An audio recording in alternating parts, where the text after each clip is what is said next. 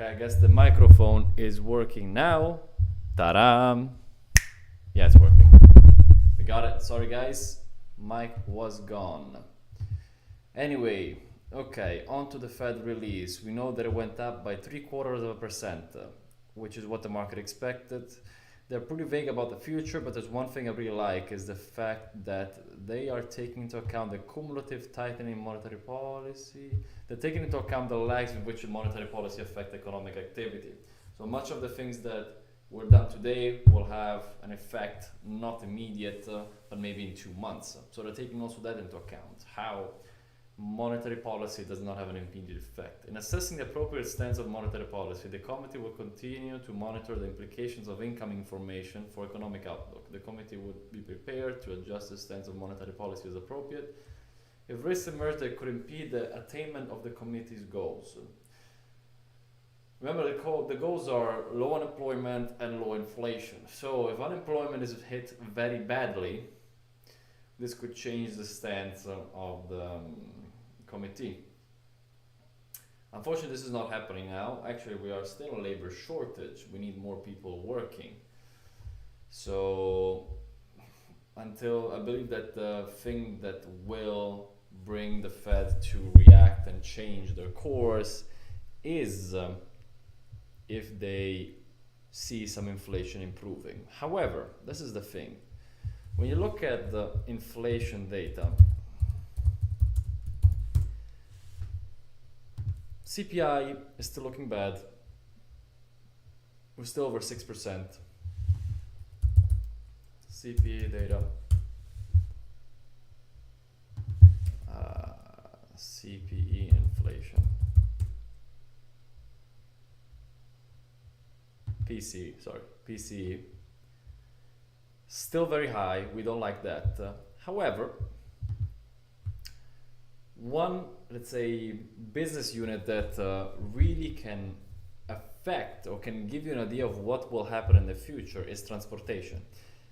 Because transportation is transporting goods that will be consumed tomorrow. If the transportation business is accelerating, we know that the demand is expected to go higher. If transportation business is going slower, it means that demand is expected to go down.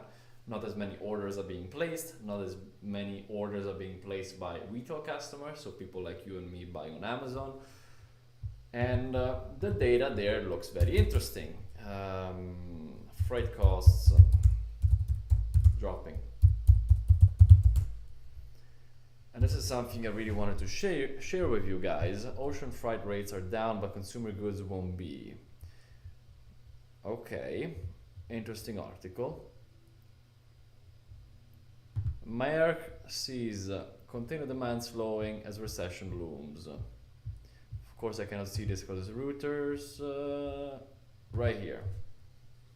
Freight industry braces for ugly fourth quarter. Peak shipping season for trucking and rail transport is underway. However, the expected traffic from this peak season is not there. CEOs are kind of scared. And let me make you a perfect example. Here's a citation. Don't allow. CEO David Jackson, anecdotally we hear from those that have receivables with small carriers and it has turned ugly very quickly for them. Adam Miller, it's rare that if you go in a fourth quarter and not see some type of seasonal uplift in projects and spot opportunities, especially with companies of our scale. We typically get some of these large kind of difficult projects to handle and they typically pay a premium. None of that stuff is materialized yet. So we're seeing big slowdowns in the transportation business. Now if we go into trucking,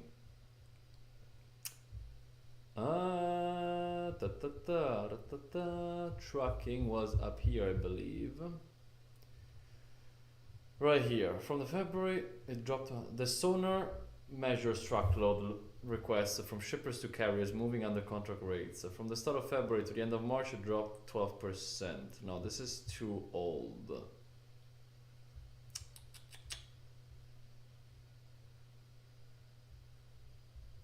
Weak import. With an okay, this is exactly what I was saying. With an estimated 75% of US container imports related to consumer activity, a sharp drop in volume provided an ominous warning for any modal transportation that this is further downstream and closer to the point of consumption. Meaning, if 75% of container imports are related to consumer activity, a large drop in consumer imports may have a consequence or simply signals the fact that consumption is either not expected to be as strong or already is not as strong. Normally there is a delay between order, shipping and arrival, but it got much, this gap between the order and the arrival is much smaller, so the data should be pretty recent. And if we go here, this also affected shipping rates, which is a good thing in terms of inflation, because it's another thing. A large cost of what you pay is shipping, food. There was another article that was saying that most of the cost of food is not due to the increased cost of food, but is due to the increase of the cost of packaging, transportation, all the logistical part, which has been messed up in the past couple of months. You saw it on all the headlines. Anyway, this is the example I was telling to you. When we published on June price, the cost to ship a 40-foot container from China to the US West Coast was $9,600. Today, the same container will be transported for $2,470, 74% lower than just a few months ago. Historical container shipping rates. Okay. Monthly container freight rate. This is pre-pandemic until post-pandemic. Allow all. So we didn't get to post-pandemic yet. However, we got to December 2020 levels, which is crazy. And this guy is going down. It's going down. It's going down. Inflation has been the first, let's say, peaks of inflation were reported from March on, February on. Okay, this is where the prices were. This is when we had a CPI report of 8%, okay? Stuff is dropping, which means consumption is expected to go down and the cost of shipping is dropping down dramatically. Will we get all the way down here as we were before the pandemic? I don't know about that. However, the difference is significant. There's another factor that nobody's talking about, which is lumber costs. Lumber price chart. Watch this guy. Watch this guy. I was personally affected by this because I'm flipping homes. So the cost of lumber to me is very important. It's like a 1 year historical. My computer is about to explode. We are at the same cost of lumber, $454, as before the pandemic. Now, why is that? It's because, first of all, construction dropped significantly. Builders are scared, they don't want to build as much, they're scared of going through another 2008 where they cannot sell their homes and they get stuck with loans and stuff. So they're disincentivized to buy. We know that. We know that homeowners are not doing any home projects anymore as they were doing during the pandemic when they were closing their houses. So lumber supply is actually increasing compared to demand, which is decreasing. Supply chain problems were fixed and that led to a massive drop of 75%. I mean, when I was working on the house, it was around May. So I got pretty much a 50% discount on lumber. Even though I gotta say that I was paying lumber almost $9 per 2x4, now I'm paying around $2. So my discount was actually much higher. Now my wood was a little different, but definitely significant. Let's see what you guys are saying here. Wow, okay. Anything else? We know that food prices affected by other factors. And then let me look also at gas prices. Gas prices actually dropped a lot since the beginning of the huge increase that we saw. I mean, we're still not at pre-pandemic levels, but actually, sorry, we're not at pandemic levels because that's when it was the historical low. But they still dropped a lot compared to a couple of months ago. It went up, I gotta say. Okay, so mixed feelings. It's kind of stable around 3.7, depending when you are. When you're in California, I'm sorry for you guys. Car prices, used cars are dropping. Why do I know it? Because I'm on this data every single day. Cost of used cars going down while the new car prices keep higher pace. Now new cars, why do they keep high with the pace? Why do they keep the prices high? Because there's not as many. We still have the chip shortage. Taiwan is not helping a lot to the situation there. But used cars are starting to drop because inventories are starting to go up. So dealers have to accept the fact that if they don't drop the prices, they will not sell. And it's in their interests, or else they're not making money or even losing money. That's good news in terms of inflation.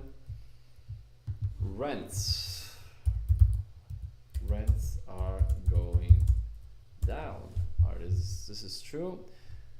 When will rents go down? That is already a not really promising article. New rent prices are finally going down after a year of major increases. New York, New York was crazy. Report rents are starting to fall across the US. Really? Falling rents could help ease inflation and make a severe recession less likely. If your rent spiked this year,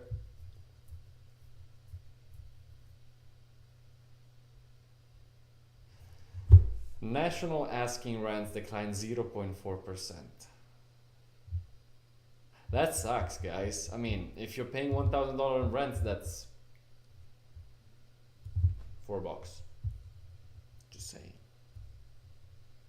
At least it's not accelerating anymore. Not really promising, but at least it stopped, which is good. Housing prices. See, that's the thing. Did housing prices decline, or did they simply stop growing as much? Here's the thing. Mid 2022, because of what happened the past 2 years of sales, home sellers were really cocky about their price. They were really optimistic and started still increasing their prices no matter what, even too high. And this is the number one rule of a realtor. If you overprice a house, you end up having to follow the market and bring it back down, instead of underpricing it and bringing the price down. So many people were very cocky about it, and they were forced of dropping prices. Dropping prices on the market shows to a buyer that there should be other reasons why the price dropped, and so they won't buy the house. The house will stay there for longer, and the price will drop even more. I believe that is the main reason of the home price drops, because if we look at real estate data, supply is not enough to be offset by the lower demand that we had. Redfin, home supply, and let me show you what I'm talking about. Why am I showing you all this? I'm simply preparing you with general data about everything that is happening in America, just to give you idea on why the Fed made this choice and how the Fed might react in the future. Current data that might affect the decision of the Fed in the future. But let me show you. Homes for sale. 1 year.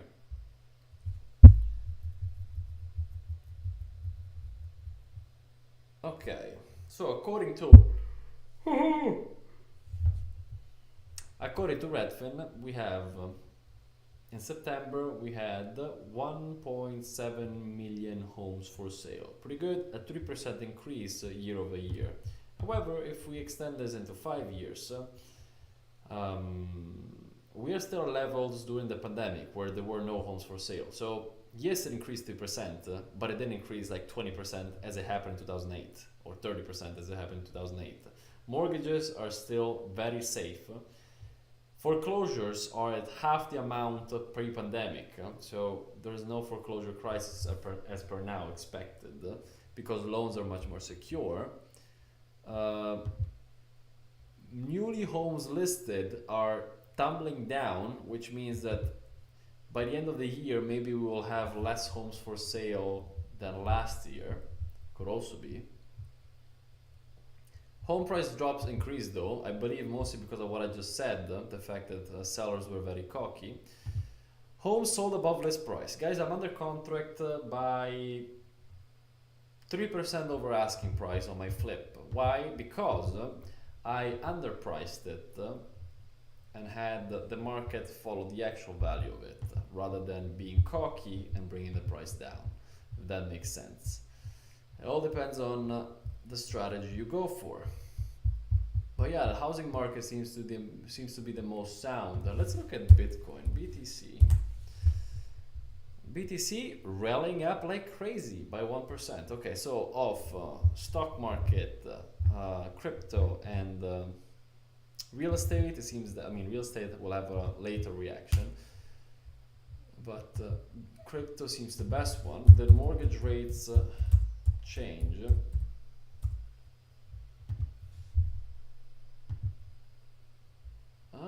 Mortgage demand falls slightly even as rates slip from recent highs. Today's mortgage rates dip below 7%, exactly as expected. So mortgage rates are not following directly the interest rates, the federal funds rate. They are affected by it, but they don't follow it directly. What happened today is the 75 basis point increase of the Fed brought, let's say, how can you say it, security to the market. The market was expecting a 75% basis point increase, and that's what the Fed brought with it. Security decreases uncertainty. Uncertainty is something that banks like. Banks are now charging a lower interest rate than last week, where there was much more uncertainty about what would happen, what would the Fed do, and everything. We only had the expectations, but we didn't have the reality. Now, having a market that follows the Fed, meaning expectations is being then followed by reality, brings some more comfort to the financial markets. And this is why we see an article like this one. Today's 30-year mortgage rate dipped below 7%. Where is the interest rate today? If you would actually give me the number, 6.990. Okay, yeah, it's 7%, but it's not 7.2, which is good news. Let's go back onto the Fed websites. This guy is about to happen. It's about to load. Okay, you can see me. It's good to know. The Fed. 2 minutes, hopefully. We'll see what happens.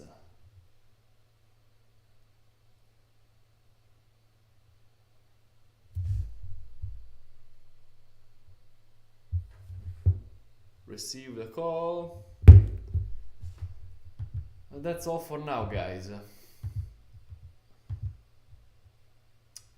Just in waiting mode at this point. If you do not mind, I will just wait for this. Actually, let me just do a quick call because I was just called a second ago.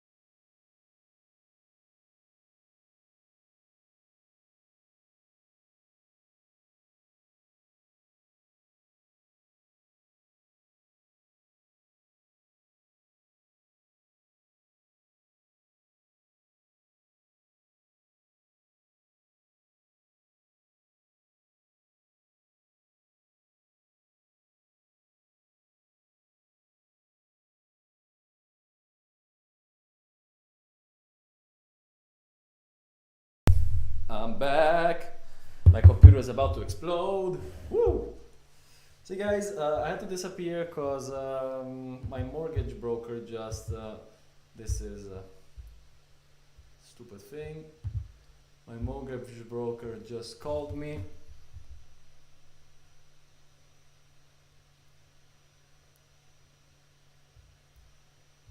About some stuff. Anyway, let's go on to the Fed.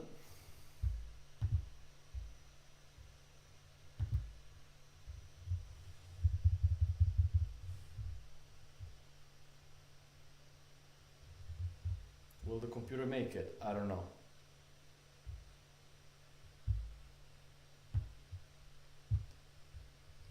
Ooh.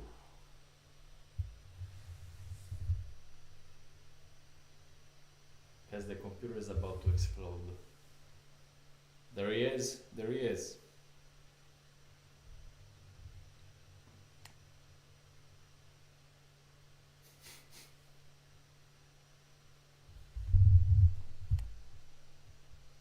Come on. Good afternoon. My colleagues and I are strongly committed to bringing inflation. We have both the tools that we need and the resolve it will take to restore. We have both the tools that we need and the resolve it will take to restore price stability on behalf of American businesses. Restore price stability on behalf of American businesses. Price stability is the responsibility of the Federal Reserve and serves as the bedrock of our economy. Economy does not work for anyone. In particular, without price stability, we will not achieve a sustained period of strong labor market conditions that benefit all. The FOMC raised our policy interest rate by 75 basis points, and we can policy stance purposefully that will be inflation to in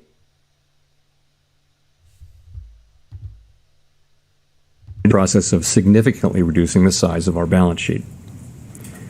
Restoring price stability in the process of significantly reducing the size of our balance sheet. Okay, so they're also mentioning reducing the balance sheet here. That's something I might have to do a separate video about. It has slowed significantly. Page rose. Why is this guy not working? Let me refresh this guy. Give me a second. At a pace of 2.6% last quarter, but is unchanged so far this year. Indicators point to modest reduction year's rapid pace, in part reflecting lower real disposable income and tighter financial conditions. It can significantly this quarter. Growth in consumer spending has slowed from last year's rapid pace, in part reflecting lower real disposable income and tighter financial conditions. It can significantly business fixed investment. Business fixed investment. Vacancy.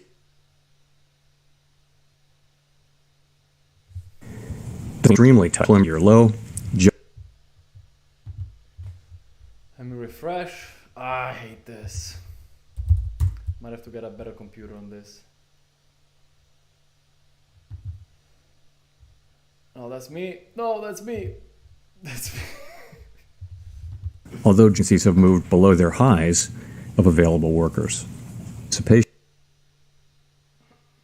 With demand substantially exceeding the supply of available workers. Inflation remains the year. Inflation remains well above our longer run goal of 2%. PCE categories, core PCE price. Inflation is still above. And the recent inflation data again have come in higher than expected. Price pressures remain evident across a broad range of goods and services. Have come in higher than expected. Price pressures remain evident across a broad range of goods and services. Inflation, longer-term inflation expectations appear to remain well anchored, as reflected in a broad range of surveys of households, businesses, and forecasts appear to remain well anchored, as reflected in. So one problem that the Fed has is when it comes to calculating stuff like the cost of housing and stuff, some stuff, it is based on surveys. So they just make some surveys and that's the data they get. It's not just the Fed, there's also some of the bureaus out there. So some data might be skewed a little too negative or a little too positive. The question is, how do they skew the data? Are acutely aware that high inflation imposes significant hardship, housing and transport, as it erodes able to meet the higher costs of essentials like food, housing, and transportation for the federal funds rate by 75 basis points. Process of significant. This guy's not working, guys. It's making me really angry. See if I can find a Fed Live meeting.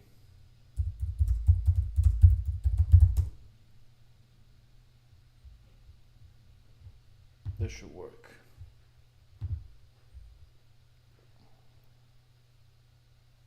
Will be appropriate in order to attain a stance of monetary policy that is sufficiently restrictive to return inflation to 2% over time.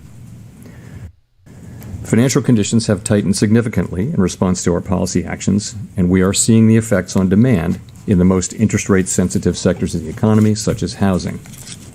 It will take time, however, for the full effects of monetary restraint to be realized, especially on inflation. That's why we say in our statement that in determining the pace of future increases in the target range, we will take into account the cumulative tightening of monetary policy and the lags with which monetary policy affects economic activity and inflation. See, this is important. This is basically saying that this is basically saying that they're taking, as it happened during the COVID, where inflation started coming later on, even with the monetary pushing that happened, I mean the printing machine. He's basically saying that they're now going to take into concern the slower reaction from an interest rate policy, of the interest rate policy. They're going to take into concern how much they raise interest until now, and the fact that this action will have effects on the medium-term level and not immediate. At some point, as I've said in the last two press conferences, it will become appropriate to slow the pace of increases as we approach the level of interest rates that will be sufficiently restrictive to bring inflation down to our 2% goal. There is significant uncertainty around that level of interest rates. Even so, we still have some ways to go, and incoming data since our last meeting suggests that the ultimate level of interest rates will be higher than previously expected. Okay. Level interest rates will be higher than previously expected. I believe that initially the neutral or hawkish was 3.5, I don't remember correctly, then it became 4.5. Our decisions will depend on the I'm talking about like the beginning of the rate hikes at the beginning of this year. Totality of incoming data and their implications for the outlook for economic activity and inflation. We will continue to make our decisions meeting by meeting and communicate our thinking as clearly as possible. We're taking forceful steps to moderate demand so that it comes into better alignment with supply. Our overarching focus is using our tools to bring inflation back down to our 2% goal and to keep longer-term inflation expectations well anchored. Reducing inflation is likely to require a sustained period of below-trend growth and some softening of labor market conditions. Which is interesting because we saw, again, positive GDP growth in the last quarter right now. So maybe we're going to be able to slow everything down still with a pretty stable GDP growth or stable GDP. We'll see. Restoring price stability is essential to set the stage for achieving maximum employment and stable prices in the longer run. The historical record cautions strongly against prematurely loosening policy. We will stay the course until the job is done. To conclude, we understand that our actions affect communities, families, and businesses across the country. Everything we do is in service to our public mission. We at the Fed will do everything we can to achieve our maximum employment and price stability goals. Thank you, and I look forward to your questions. Thank you, Colby. Thank you. Colby Smith with the Financial Times. On the need to slow the pace of rate increases at some point, is a downshift contingent on a string of better inflation data specifically between now and, let's say, the December meeting? Or is that something that the Fed could potentially proceed with independent of that data, given the lagged effects that you mentioned? So a couple things on that. We do need to see inflation coming down decisively, and good evidence of that would be a series of down monthly readings. Of course, that's what we'd all love to see, but I've never thought of that as the appropriate test for slowing the pace of increases or for identifying the appropriately restrictive level that we're aiming for.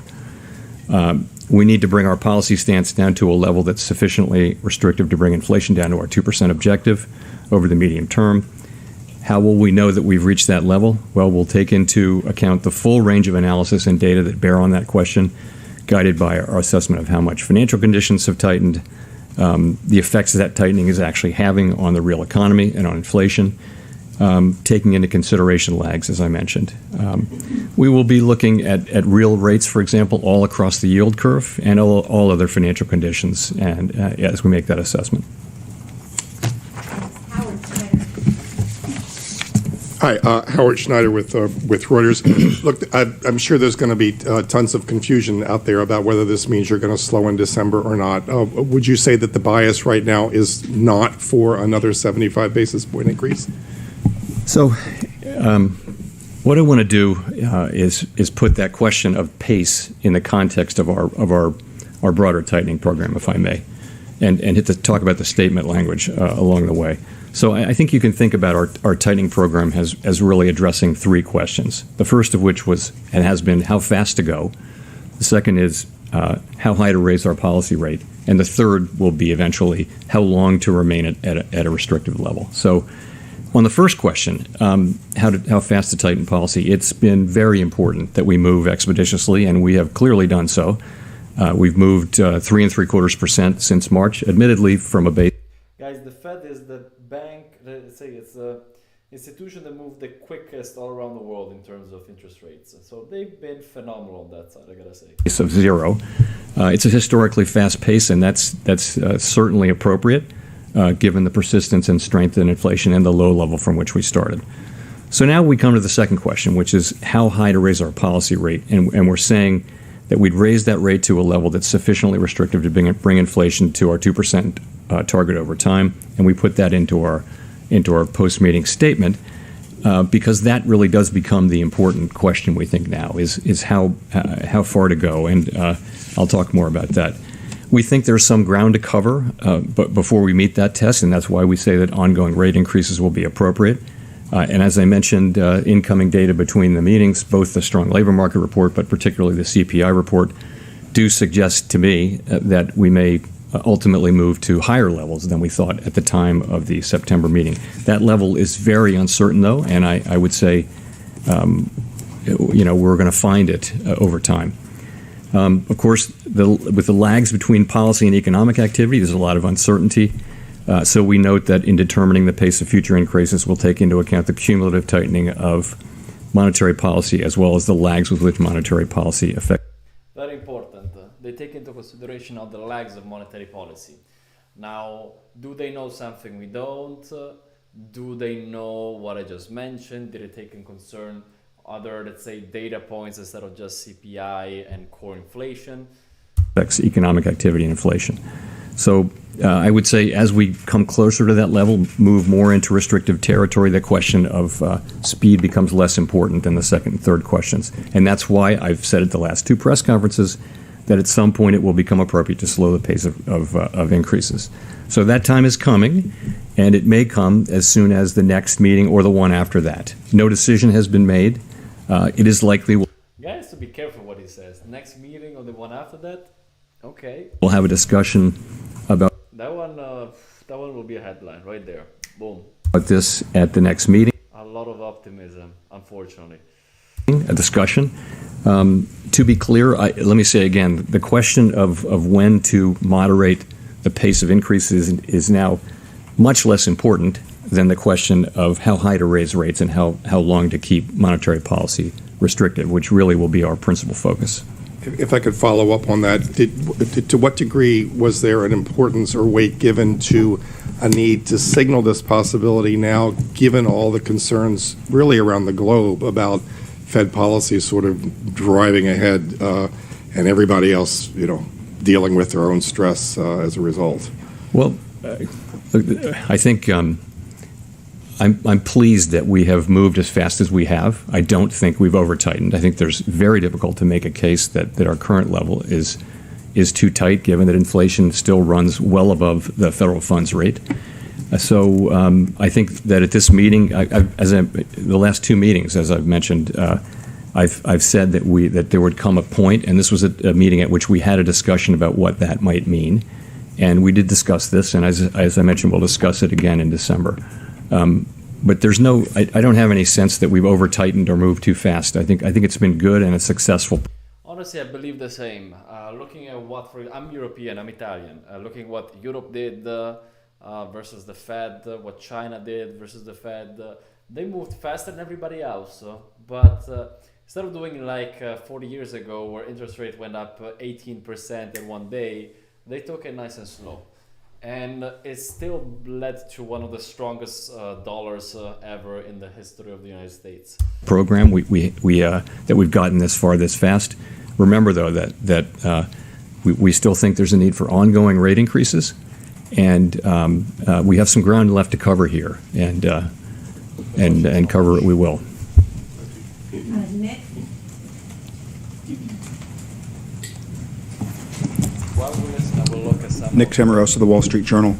Chair Powell, core PCE inflation on a 3 or 6 month annualized basis and on a 12-month basis has been running in the high fours, close to 5%. Is there any reason to think you won't have to raise rates at least above that level to be confident that you are imparting enough restraint to bring inflation down? So this is the question of does the policy rate need to get above the inflation rate? And I would say there are a range of views on that. That's the classic Taylor principle view. But I would think you'd look more at a forward-looking measure of inflation to look at that. But I think the answer is we'll want to get the policy rate to a level where it is where the real interest rate is positive. We will want to do that.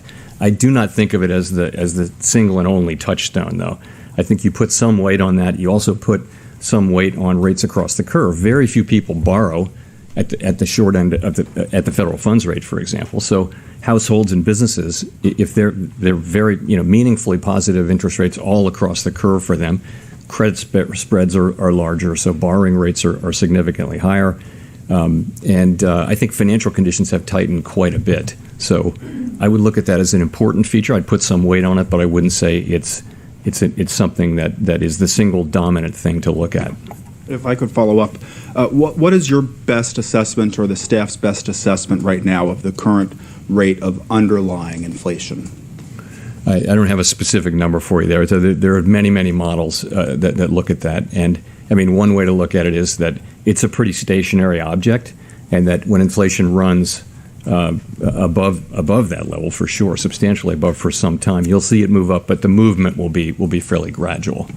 So I think that's what the principal models would tend to say. But I wouldn't want to land on any one assessment. There are many different, as you know, people who publish an assessment of underlying inflation. Thank you. Gina? Hi, Chair Powell. Thank you for taking our questions. Gina Smiley, New York Times. I wonder, do you see any evidence at this stage that inflation is or is at risk of becoming entrenched? Is inflation becoming entrenched? So I guess I would start by pointing to expectations. So if we saw longer-term expectations moving up, that would be very troubling. And they were moving up a little bit at the middle part of this year, and they've moved now back down. That's one piece of data. Shorter-term inflation expectations moved up between the last meeting and this meeting. And we don't think those are as indicative, but they may be important in the wage setting process. There's a school of thought that believes that. So that's very concerning. I guess the other thing I would say is that the longer we're now 18 months into this episode of high inflation, and we don't have a clearly identified scientific way of understanding at what point inflation becomes entrenched. And so the thing we need to do from a risk management standpoint is to use our tools forcefully but thoughtfully and get inflation under control, get it down to 2%, get it behind us. That's what we really need to do and what we're strongly committed to doing. Rachel? Hi, Chair Powell. Thank you for taking our questions. Rachel Siegel from The Washington Post. The statement points to the lag times. I'm wondering if you can walk us through how you judge those lag effects, what that timeline looks like over the coming months or even a year, and where you would expect it to show up in different parts of the economy. Yeah, so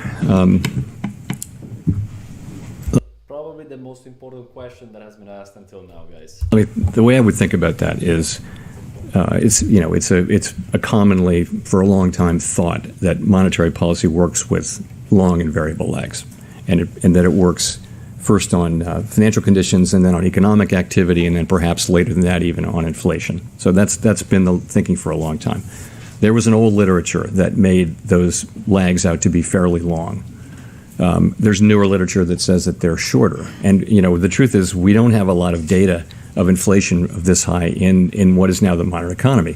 One big difference now is that it used to be that you would raise the federal funds rate, financial conditions would react, and then that would affect economic activity and inflation. Now, financial conditions react well before, in expectation of monetary policy. That's the way it has moved for a quarter of a century, is in the direction of financial conditions, then monetary policy, because the markets are thinking what is the central bank going to do. And there are plenty of economists that also think that once financial conditions change, that the effects on the economy are actually faster than they would have been before. We don't know that. I guess the thing I would say is it's highly uncertain. And so from a risk management standpoint, it would be irresponsible not to ignore them, but you want to consider them, but not take them literally. So I think it's a very difficult place to be, but I would tend to want to be in the middle, looking carefully at what's actually happening with the economy, and trying to make good decisions from a risk management standpoint, remembering, of course, that if we were to over-tighten, we could then use our tools strongly to support the economy, whereas if we don't get inflation under control because we don't tighten enough, now we're in a situation where inflation will become entrenched, and the costs, the employment costs in particular, will be much higher potentially. So from a risk management standpoint, we want to be sure that we don't make the mistake of either failing to tighten enough or loosening policy too soon. And if I could follow up, should we interpret the addition to the statement to mean that more weight is put into those lag effects than they would have been after previous rate hikes? So I think as we move now into restrictive territory, as we make these ongoing rate hikes and policy becomes more restrictive, it'll be appropriate now to be thinking more about lag. Of course, we think about the lags are just sort of a basic part of monetary policy, but we will be thinking about them. But we won't be, I think we'll be considering them, but because it's appropriate to do so. Let me say this: it is very premature to be thinking about pausing. So people, when they hear lags, they think about a pause. It's very premature, in my view, to think about or be talking about pausing our rate hike. We have a ways to go. Our policy, we need ongoing rate hikes to get to that level of sufficiently restrictive, and we don't really know exactly where that is. We have a sense, and we'll write down in the December meeting. So they have still a way to go. Okay, the question is how much. The question is how fast. Way to go, does it mean are we getting another 75, 75, 75, or does it mean 50, 25, 25? We don't know that side.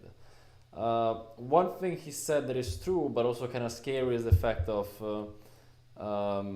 the good thing is if something happens, we now have the margin to pump the economy again, which is true. America is the only, let's say, country right now that if an economy would hit, has the cushion that it just built itself from March all the way now to pump money back into the economy again.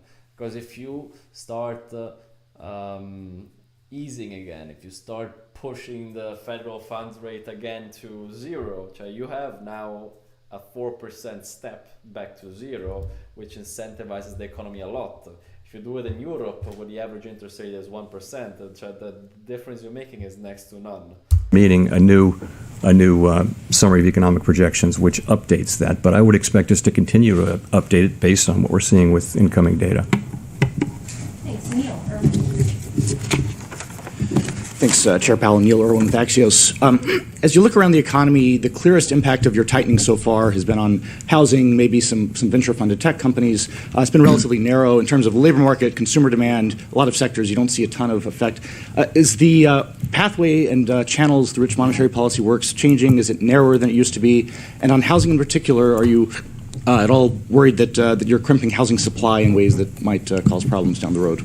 I don't know that the channels through which policy works have changed that much. I would say a big channel is the labor market, and the labor market is just very, very strong, very strong. And households, of course, have strong balance sheets. And so we go into this with a strong labor market and excess demand in the labor market, as you can see through many different things, and also with households who have strong spending power built up. So it may take time. It may take resolve. It may take patience. It's likely to get inflation down. I think you see from our forecasts and others that it will take some time for inflation to come down. It'll take time, we think. Sorry, was I getting to your question there? Housing, the housing part of it. Yeah, so, we look at housing. Of course, housing is significantly affected by these higher rates, which are really back where they were before the global financial crisis. They're not historically high, but they're much higher than they've been. And you're seeing housing activity decline. You're seeing housing prices growing at a faster rate, and in some parts of the country declining. I would say the housing market was very overheated for the couple of years after the pandemic as demand increased and rates were low. We all know the stories of how overheated the housing market was, prices going up, many bidders. Guys, the prices actually have not decreased yet. They simply slowed their pace. Their pace was above in double-digit numbers, so over 10%. And now it's around 3 to 7%. So yes, the prices have been dropping, but if we actually analyze the data, they didn't really drop yet. They simply slowed down their pace. We had these higher interest rates with home prices that kept on going up. Didn't make sense. No conditions, that kind of thing. So the housing market needs to get back into a balance between supply and demand. We're well aware of what's going on there. From a financial stability standpoint, we didn't see in this cycle the kinds of poor credit underwriting that we saw before the global financial crisis. Housing credit was very much more carefully managed by the lenders. So it's a very different situation and doesn't appear to present financial stability issues. But no, we do understand that's really where a very big effect of our policies is. Thank you. Victoria. Hi, Victoria Guida with Politico. I wanted to ask about the labor market. You mentioned early on again that job openings are very high compared to available workers, and I'm just curious to what extent you do and don't draw a signal from that. So, for example, if wage growth is slowing and if maybe the unemployment rate starts to tick up, will that make you sort of decrease your focus on job openings? What do you see? Are wages what's really important? How are you thinking about the labor market as it relates to inflation? So we talk a lot about vacancies and the vacancy to unemployed rate, but it's just one. It's just another data series. It's been unusually important in this cycle because it's been so out of line. But so has quits, so have wages. So we look at a very wide range of data on the labor market. So I'd start with unemployment, which is typically the single statistic you would look to, is at a 50-year low, 3.5%. We're getting really nothing in labor supply now. We had, I think, a very small increase this year, which we had really thought we would get that back. Most analysts thought we would get some labor supply coming in. You mentioned wages, so I guess I would characterize that as sort of a mixed picture. It's true with. Here's some interesting data about labor. We still don't have enough people coming back into the labor market. So my big question is, how are these people living in a world that has one of the lowest savings rate in the world? You guys don't save in America. How can these people not come back to the job market and survive? Average hourly earnings you see, so I would call it a flattening out at a level that's well above the level that would be consistent over time with 2% inflation, assuming a reasonable productivity. There with the with the ECI reading this week, again, a mixed picture. The headline number was a disappointment. Let's just say it was high. It didn't show a decline. There's some rays of light inside, that if you look at private sector workers, that did come down. The compensation did come down. But overall, though, the broader picture is of an overheated labor market where demand substantially exceeds supply. Job creation still exceeds, the sort of the level that would hold the market where it is. So that's the picture. Do we see? We keep looking for signs that sort of the beginning of a gradual softening is happening. And maybe that's there, but it's not. It's not obvious to me because wages aren't coming down; they're just moving sideways at an elevated level, both ECI and average hourly earnings. We want to see. We would love to see vacancies coming down, quits coming down. They are coming down. Vacancies are below their all-time high, but not by as much as we thought because, and that the data series is volatile. We never take any one reading. We always look at 2 or 3. So it's a mixed picture. I don't see the case for real softening just yet, but we look at, as I just showed you, we look at a very broad range of data on the labor market. So do you see wages as being a significant driver of inflation? I think wages have an effect on inflation. That question sucks. And inflation has an effect on wages. I think that's always been the case. There's always a going back and forth. The question is that really elevated right now? I don't think so. I don't think wages are the principal story of why prices are They affect, but they're not the principal story. going up. I don't think that. I also don't think that we see a wage price spiral. But again, it's not something you can, once you see it, you're in trouble. So we don't want to see it. We want wages to go up. We just want them to go up at a level that's sustainable and consistent with 2% inflation. And we do think that given the data that we have, that this labor market can soften without having to soften as much as history would indicate through the unemployment channel. It can soften through job openings declining. We think there's room for that, but we won't know that. That'll be discovered empirically.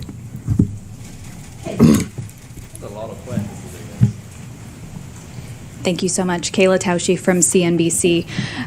Earlier last month, the United Nations warned that there could be a global recession if central banks didn't change course. The new UK Prime Minister warned of a profound economic crisis there.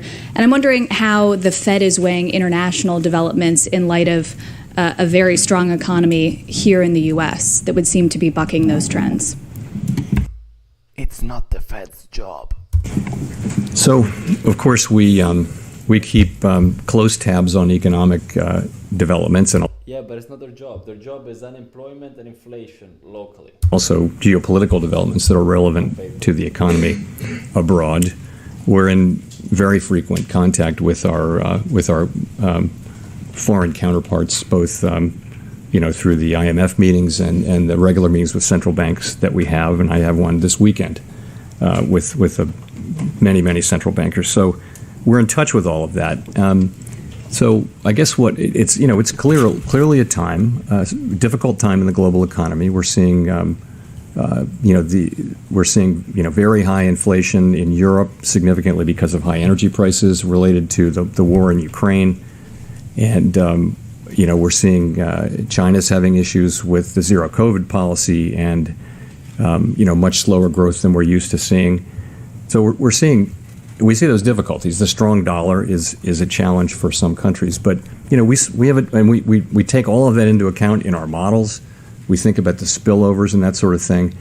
Here in the United States, we have a strong economy, and we have an economy where inflation is running at 5%. Core PCE inflation, which is a really good indicator of what's going on for us, is the way we see it, is running at 5.1% on a 12-month basis, and sort of similar to that on a 3, 6, and 9-month basis. So we know that we need to use our tools to get inflation under control. The world's not going to be better off if we fail to do that. That's a task we need to do. Price stability in the United States is a good thing for the global economy over a long period of time. Price stability is the kind of thing that pays dividends for our economy for decades, hopefully. Even though it may be difficult to get it back, getting it back is something that provides value to the people we serve for the long run. If I could just follow up on that.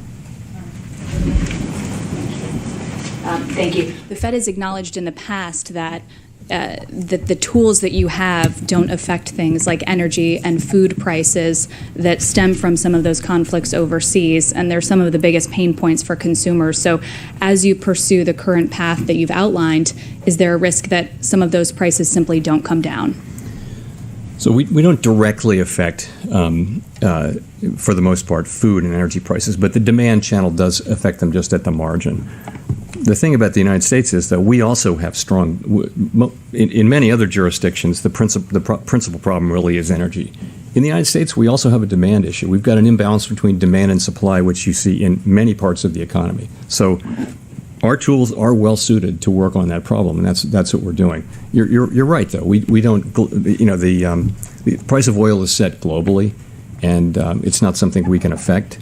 I think by the actions that we take, though, we help keep longer-term inflation expectations anchored, and keep the public believing in 2% inflation by the things that we do, even in times when energy is part of the story of why inflation is high.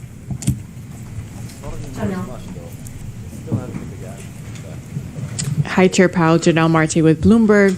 So the Fed is facing two more ethics-related incidents with the revision of the financial statements from President Bostic and President Bullard speaking at a closed event. So some senators, like Elizabeth Warren, are saying that this is a sign of greater ethics problems at the Fed. Could you talk about what this does to the public's trust in the bank and what the Fed is doing to prevent this kind of behavior from becoming common? Sure. So you're right. The public's trust is really the Fed's and any central bank's most important asset. And anytime one of the policymakers violates or falls short of those rules, we do risk undermining that trust, and we take that very seriously. We do. So at the beginning of our meeting yesterday, actually, we had a committee discussion of the full committee on the importance of holding ourselves individually and collectively accountable for knowing and following the high standard that's set out in our existing rules with respect to both personal investment activities and external communications. And we've taken a number of steps, and I would just say we do understand how important. I believe that the most important questions, honestly, were asked. So I believe I can stop it here. I showed you some general data I found around. We went through the meeting, the statement, we read it also before. 75% basis point increase. There's still room to go, but taking now into consideration the lagged effect of monetary policy, the question is by how much. We saw some huge decreased demand in the transportation business, which is 75% correlated to consumption. So maybe the next CPI report will show us some really interesting data. I have one question on all this, which is, does the Fed want to reach a 2% inflation? Or do they want even to get to deflation to bring, let's say, the real prices back to, not saying pre-pandemic, but during pandemic levels? That's my question. And even if they don't want to, will the decreased demand that was starting, that I was starting to see, for example, in transportation business, lead to a moment of deflation? I mean, if it leads to deflation, that's on one side is scary. On the other, if it's like a period of 2-3 months of deflation, is not bad. If it's sustained, on the other hand, it could be bad for the economy, although it would mean that everybody starts having more and more purchasing power again. We'll see. I don't know. There's so much that could happen. Thing is, the 75% decrease in shipping costs and large decrease in demand that the transportation business is seeing, I'm curious to see how strong of an effect it will have on the next couple of inflation reports. Anyway, good thing is that the market reacted pretty positively because the decision of the Fed matched the expectations. So are we starting to see some more stabilization? Are people more comfortable? I don't know. The market is reacting well to this anyway. and that's why the mortgage rates, they dropped to below 7%. Thank you guys. That's all.